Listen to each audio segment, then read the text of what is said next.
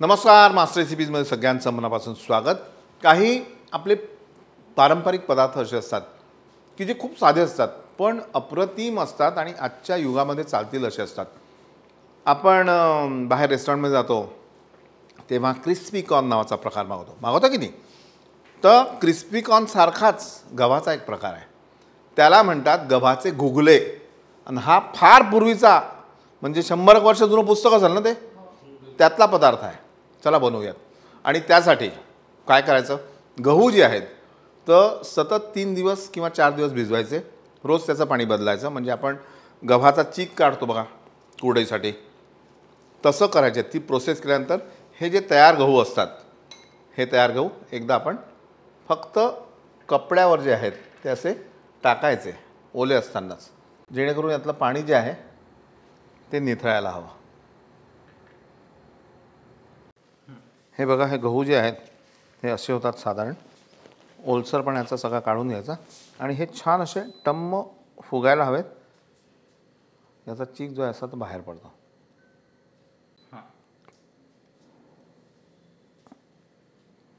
आणि हे तळण्यापूर्वी काय करायचं आहे, तेलाला धूर नको यायला म्हणून आपल्याला फ्राय पावडर वापरायची आहे। तेल हलकं होईल आणि त्यामध्ये तळलेला पदार्थ कमीत कमी तेल घेऊन बाहेर पडेल।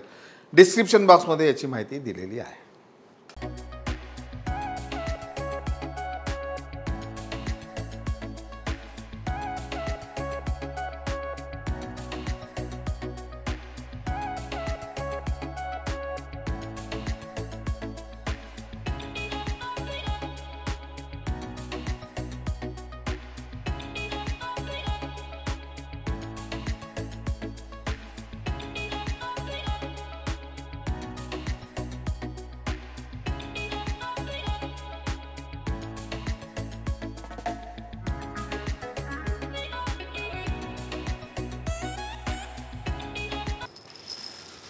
आता याला एका बोलमध्ये घ्यायचं आणि याच्यात आपल्याला बारीक मीठ घालायचं आहे।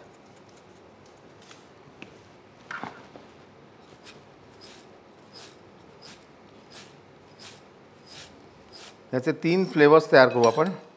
हा एक बेसिक सॉल्टेड फ्लेवर, त्यानंतर एकामध्ये टाकू आपण चाट मसाला आणि एकात थोडं स्पायसी करू। हे सॉल्टेड, हा स्पायसी फ्लेवर, यामध्ये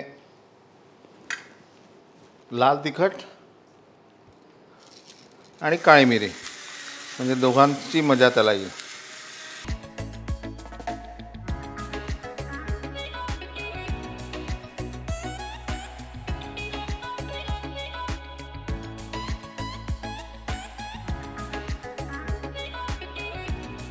आणि हा मेथी फ्लेवर आहे, कसुरी मेथी आपण बारीक करून घेतली आहे।